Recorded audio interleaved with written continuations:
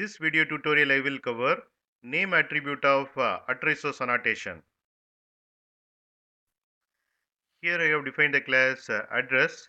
It has three properties: city, state, and country. And it has address constructor. Here I have overridden toString method. Here I have defined the class employee. It has two properties: name and address. In address property, I have applied @resource annotation, and in name attribute of @resource annotation, I have mentioned Chennai address.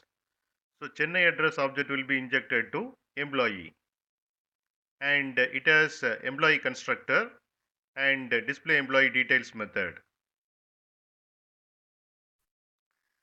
This is a Spring configuration file. Spring container read this Spring configuration file, and it creates Chennai address object, Bangalore address object, and employee object.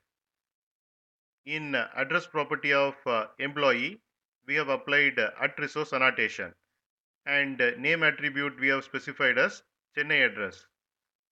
So Chennai address object will be injected to employee. Here I have defined the class app.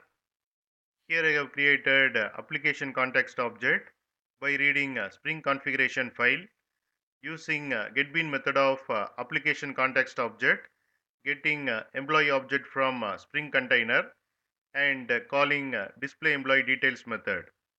Here you can see the output. Here you can see the employee object. Name is set as Peter, and Chennai address object is injected to employee object.